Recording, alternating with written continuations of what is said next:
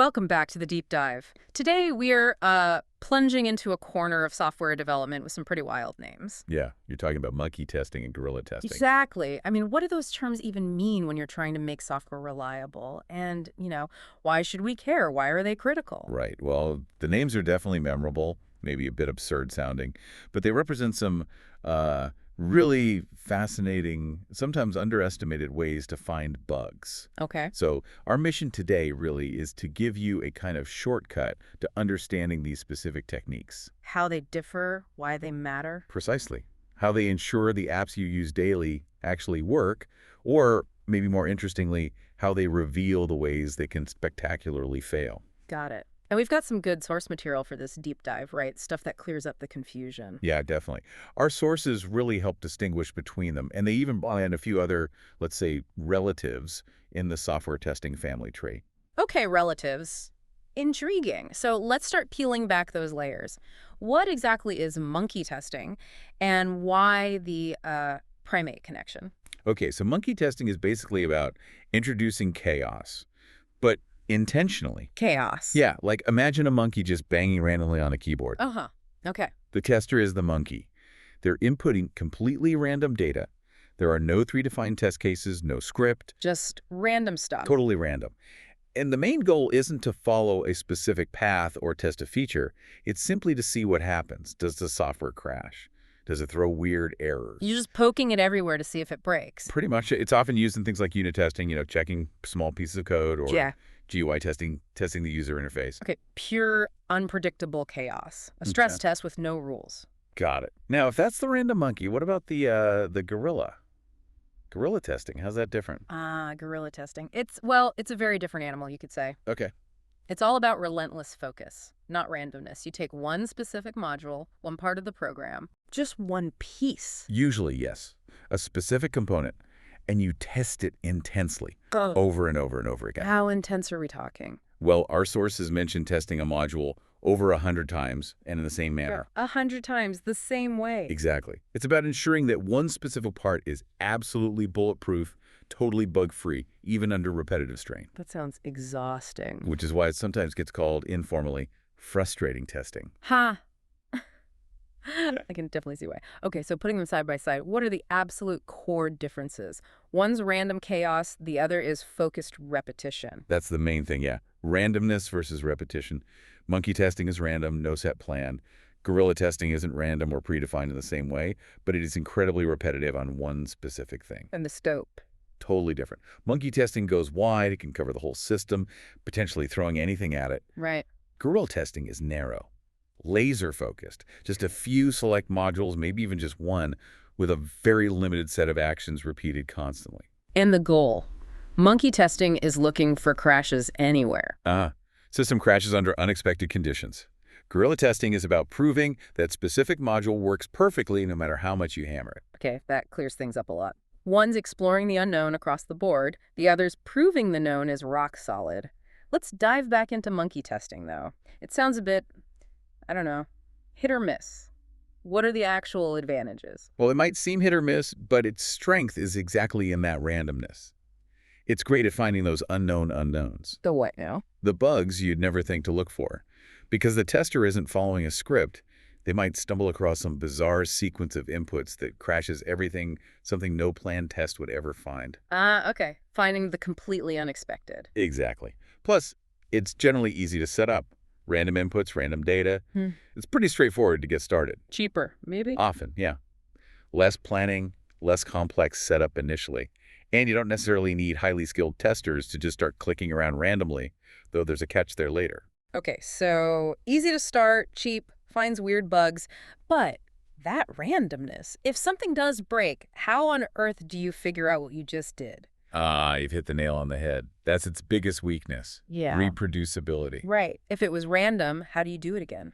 It can be incredibly difficult, sometimes impossible, like trying to recreate a specific gust of wind. Okay, that's a problem. Definitely. So you can't easily define the exact scenario that caused the bug, which means lower accuracy in diagnosing the issue.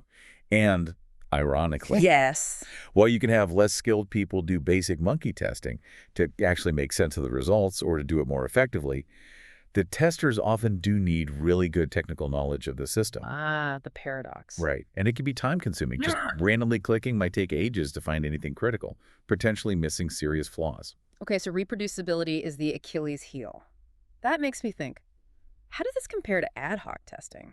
That also sounds kind of unplanned. Are they basically the same thing? Good question. They sound similar, but they're definitely distinct. How so? Monkey testing is specifically about random inputs, no predefined cases.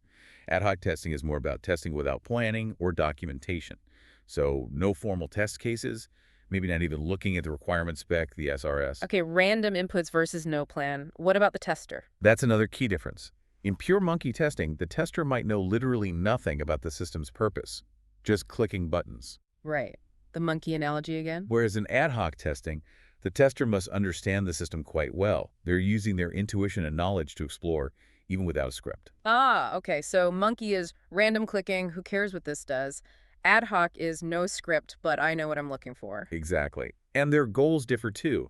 Monkey testing is mainly checking for system crashes from that random input. And ad hoc. Ad hoc is more about randomly picking parts of the system and exploring their functionality, trying to break features based on the tester's understanding. It's more targeted exploration, even if unplanned. Got it. That distinction is really helpful. Now, you mentioned the monkey itself. Our source material talks about different types of monkey testing, like the monkey gets smarter. It does. It reflects different levels of, let's say, awareness from the tester. The most basic is the dumb monkey. Okay, sounds straightforward. And it is. The tester has zero idea about the system, its features, nothing. They just generate random inputs. There's no guarantee the inputs are even valid for the system. Pure chaos. Just flinging digital mud at the wall. What's the next level up? That would be the smart monkey. Getting cleverer. Right. Here, the tester does have a pretty good idea about the system, what it's for, how it generally works.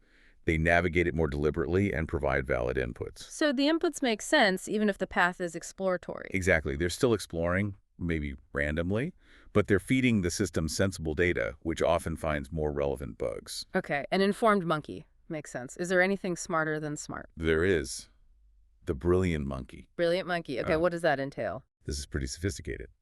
The tester performs actions based on simulated user behavior. They might even factor in probabilities, like how likely is a user to click this button versus that one. Whoa, okay, so it's not just random. It's like statistically informed randomness based on how real people use it. Precisely. They're mimicking users, anticipating problem areas, and directing the chaos towards spots where bugs are more likely to hide based on usage patterns. It's chaos, but with intelligence and purpose behind it. That sounds powerful, which leads me to think, can you automate this? Automate the chaos, even the brilliant monkey's approach. Oh, absolutely. Automation is where monkey testing, especially the smart and brilliant types, can become really, really efficient, even on platforms like Android. Okay, how does that work generally? Turning randomness into something manageable. Well, the tools are pretty clever. Typically, you first register your software with some kind of testing server setting up the environment. Right. Then you prepare references, essentially telling the tool about the application so it can build a test suite. The tool then runs that suite, generating all those random or semi-random inputs.